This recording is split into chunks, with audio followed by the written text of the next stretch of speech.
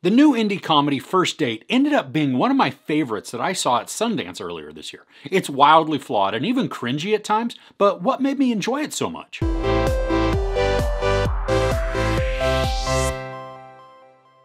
After being conned into buying a shady 1965 Chrysler, Mike's first date plans with girl next door Kelsey implode as he finds himself targeted by criminals, cops, and a crazy cat lady. So right off the bat, it's really refreshing to see a movie where we have a young black man as the lead and the filmmakers don't put any sketchiness to him. He's genuinely a wonderful person with a good heart and even good parental support. They're awkward, but they also look out for their son. And Mike isn't written as some flawed or troubled teen who then finds redemption after seeing the errors of his ways. I liken him a little bit to Craig and his family in Friday. Now I know there are other examples in films, but this one was a good surprise. Mike is awkward and shy, but really likable. Tyson Brown plays Mike, and he does a really good job of creating a character that we want to root for immediately.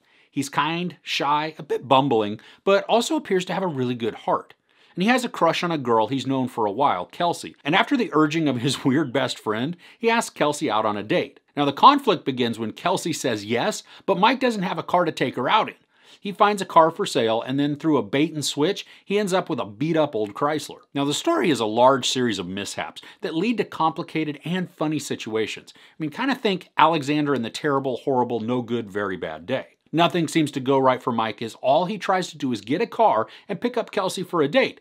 And that's when everything goes to crap. From the car breaking down to being pulled over by the cops, as each minute passes, Mike's night slowly gets worse. This really had an indie feel to it. The production, while quality, doesn't look like it had a massive budget.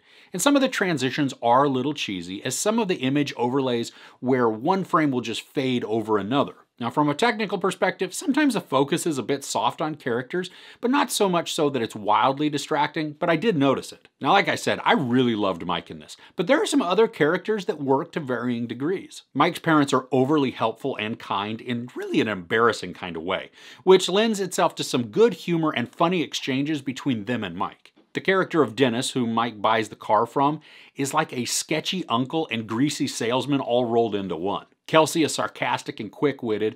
She also appears kind and is someone we'd like to see have a chance with Mike, just to see if there's a potential for a relationship. Brett is Mike's friend, and he's kooky and comes across as either a stoner or someone who's just a bit dim. But he does add some humor and certainly some awkwardness. Now the villains of the story are crazily over-exuberant and really just caricatures of people. Their interactions are overblown and completely overacted.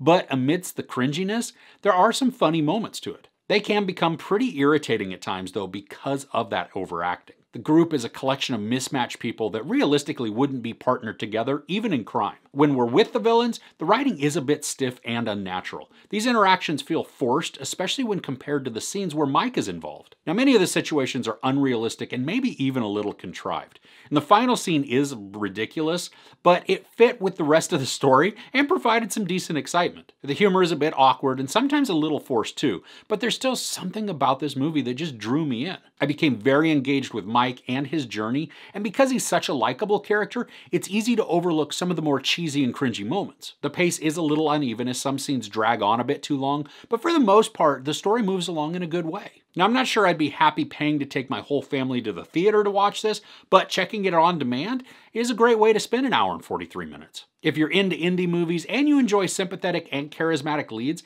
you might get some good enjoyment out of this. There's sex, no nudity, and tons of profanity and violence. I give First Date 3.5 out of 5 couches. So what's a good comedy you've seen recently? Let me know in the comments below. If you enjoyed this review, please give it a like. Also, don't forget to share and subscribe. I'm Chris. This is Movies and Munchies. Thanks for couching with me.